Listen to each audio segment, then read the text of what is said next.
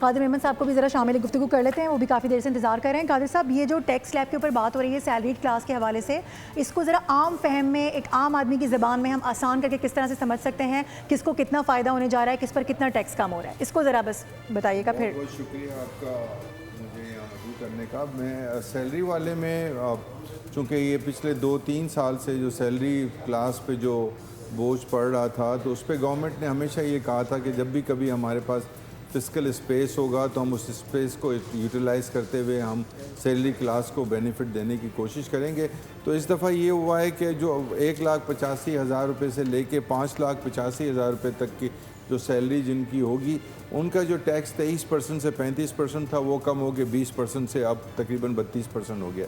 تو I am sure اس کا فرق پڑے گا. جو ایک اور ایڈیشنل انہوں نے جو ریلیف دیا ہے وہ یہ دیا ہے کہ سیلریڈ پرسن پہ اب سرچارج جو 10% آف دا ٹیکس لگتا تھا وہ بھی نہیں لگے گا.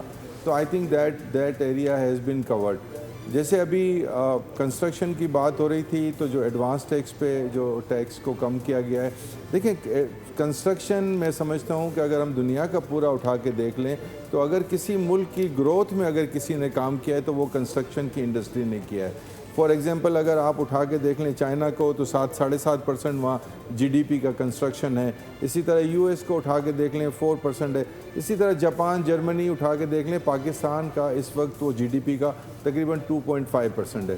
تو اس ایریا کو اگر ہم جتنی بھی اس کو پروموٹ کرنے کی کوشش کریں گے تو ہم جی ڈی پی کے قریب اس کو لے جائیں گے, اور اس سے آسانی یہ ہوگی کہ جو اس سے ریلیٹڈ کوئی 40-42 انڈسٹریز ہیں وہ بھی ہوں گی. اس وقت سیمنٹ انڈسٹریز جو ہیں وہ آلموسٹ اپنی کیپیسٹی کے 50% پہ ہیں. تو اگر یہ کنسٹرکشن کی ایکٹیویٹیز بڑھے گی, جیسے ابھی ایس ایم تنویر صاحب نے کہا, میں امید کرتا ہوں کہ جو کچھ تجاویز تھیں آباد کی جو کہ میرے خیال میں نہیں ایکسیپٹ کی گئیں, but I am still feel کہ بہت ساری چیزیں ایسی جو ہیں وہ کنسٹرکشن انڈسٹری کی ریزالو ہو گئی ہیں.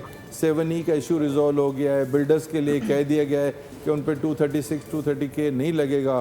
تو اس طرح کی بہت ساری چیزیں جو ریلیٹڈ ٹو کنسٹرکشن تھی وہ ہو گئیں.